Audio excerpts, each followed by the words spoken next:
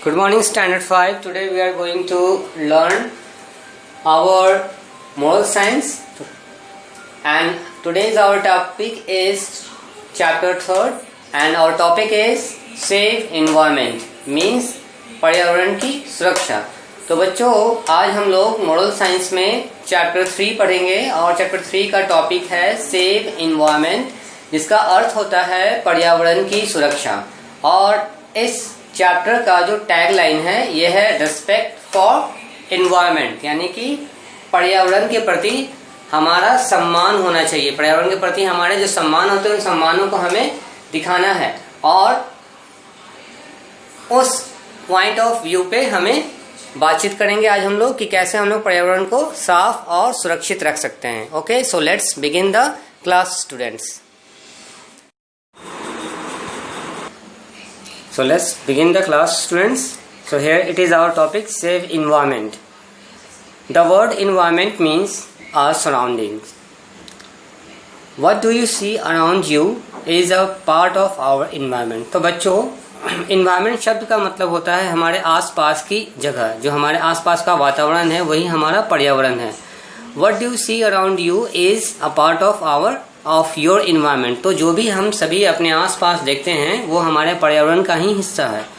Environment consists of both living things and non-living things. तो पर्यावरण में सजीव वस्तुएं भी होती हैं और निर्जीव वस्तुएं भी होती हैं। Plants and animals are living things.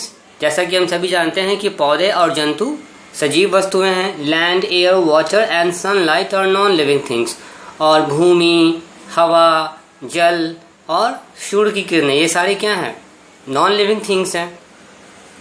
We should take care of our environment. तो हमें अपने पर्यावरण की सुरक्षा करनी चाहिए स्टूडेंट्स। तो आज हम लोग इसी टॉपिक को पढ़ेंगे और ये जानेंगे समझेंगे कि कैसे हम लोग अपने पर्यावरण को साफ रख सकते हैं स्टूडेंट्स। तो देखिए, here it is a picture of a girl and her mother. यहाँ पे एक लड़की और उसकी माँ की तस्वीर आपको बुक में दिख रही होगी, और ये पेज, इसमें पेज नंबर नहीं है तो आप लोग चैप्टर 3 निकाल लेंगे।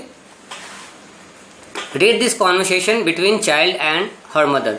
तो ये जो कॉन्वर्सेशन है ये माँ और इसकी बेटी के बीच में जो बातचीत हो रही है उसी के ऊपर बेस्ड है। So let's read the conversation. Mary is going for a picnic with her parents on a beach. तो मैरी अपने माता पिता के साथ एक पिकनिक पे जा रही है, एक बीच पे, यानी समुद्र के किनारे वो पिकनिक पे जा रही है। Mary mother has prepared tasty food. Mary helps her mother pack the food. तो मैरी की माँ ने बहुत ही स्वादिष्ट भोजन बनाया है और वो इसे पैक कर रही हैं। See students, Mary's mother is packing the food for the picnic. Now mom let us take paper plates. Then what Mary says to her mother that mom let's take paper plates. तो mom, Mary अपने mom से कहती है कि माँ चलो हम लोग कागज की प्लेटें ले लेते हैं। Then her mother replies to Mary that no Mary we will carry steel plates. तो कहती है कि नहीं मैरी, हम लोग स्टील के प्लेट्स लेके जाएंगे, पेपर प्लेट्स लेके नहीं जाएंगे। क्यों? I tell you. If we carry paper plates, you might throw them on the beach. Then Mary's mother says to Mary that if they will take the paper plates, Mary might send those paper plates to the beach. तो Mary अपने माँ Mary से कहती है कि अगर हम लोग पेपर प्लेट्स लेके जाएंगे तो शायद तुम इसे बीच पर फेंक दो। Now turn out the page, students. Why should we not throw paper at the beach, mom? Then Mary asks to her mother that हम लोग बीच पे पेपर क्यों नहीं फेंक सकते हैं। Then her mother replies to Mary that because they will pollute water and make it dirty.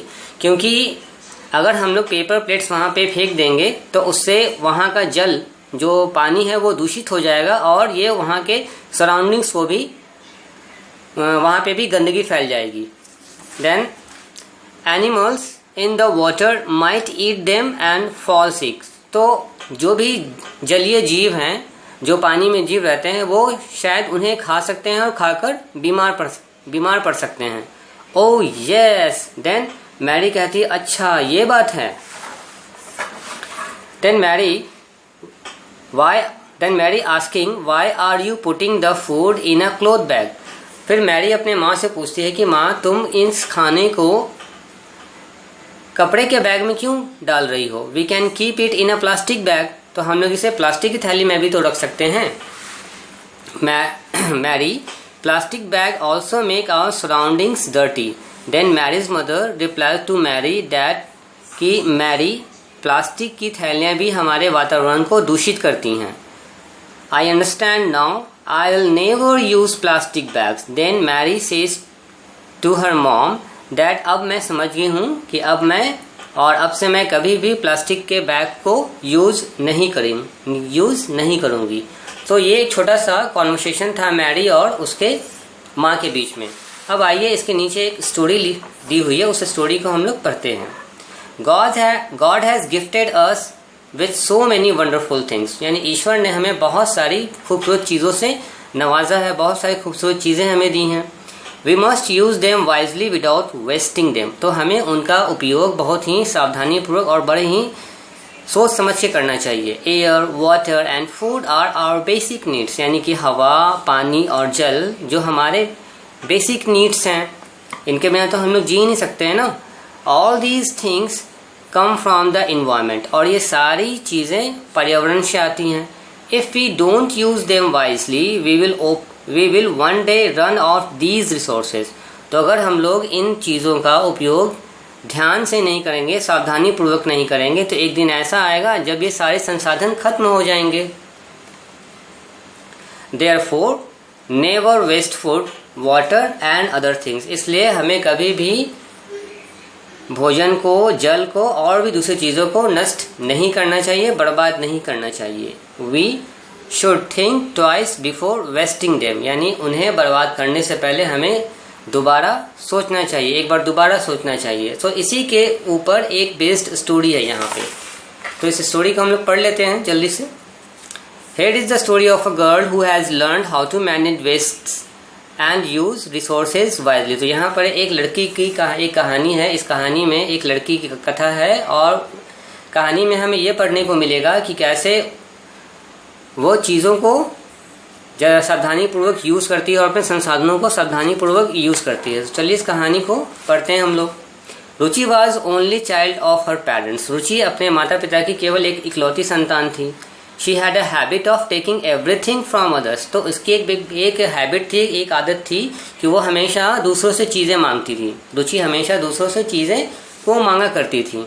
She always wasted food. और वो खाना हमेशा बर्बाद किया करती थी. जब कभी वो खाना खाती थी तो कुछ ना कुछ खाना उसके प्लेट में बच ही जाया करता था जो वेस्ट हो जाया करता था. After taking a bath she always forgot to close the taps.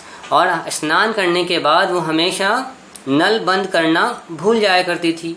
दो her mother warned her not to use showers for bathing she never obeyed. इसीलिए हमेशा उसकी माँ उसे यह चेतावनी दिया करती थी कि नहाने के बाद शावर्स को बंद कर दिया करो, लेकिन वह कभी नहीं सुनती थी अपनी माँ की. During her vacations she went to her grand parents house along with her parents. तो अपने छुट्टियों के दौरान एक बार क्या हुआ कि वह अपने दादा दादी और अपने माता पिता के साथ छुट्टियां मनाने गई. They had go to by ship because her grand parents lived in a foreign country. और उन लोगों को पानी के जहाज से जाना था क्योंकि उनके दादा और दादी विदेश में रहते थे. They were on the ship for more than 6 days. और वे लोग नाव पर 6 दिन से अधिक तक रहे थे, यानी सफ़र बहुत लंबा था. As usual Ruchi wasted the food and drinking water. तो हमेशा की तरह अपनी आदत से लाचार रुचि हमेशा खाने को बर्बाद किया करती थी और पानी भी बर्बाद किया करती थी. So the food they carried along with them finish. इसलिए जल्द ही उन्होंने अपने साथ जो खाने का सामान रखा था, खाद्य सामग्री रखी थी, वो खत्म हो गई.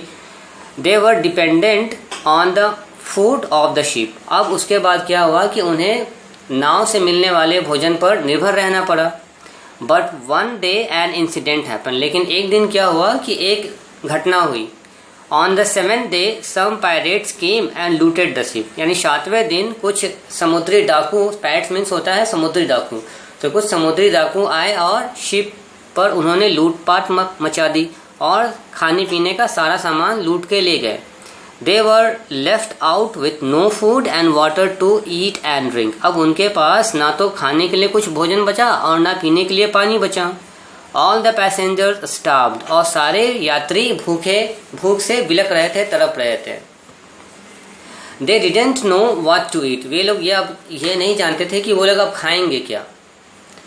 The sea water was salty and not fit for drinking. समुद्र का पानी तो हम सभी जानते हैं कि वो काफ़ी खारा होता है, जिसे हम लोग नहीं पी सकते हैं.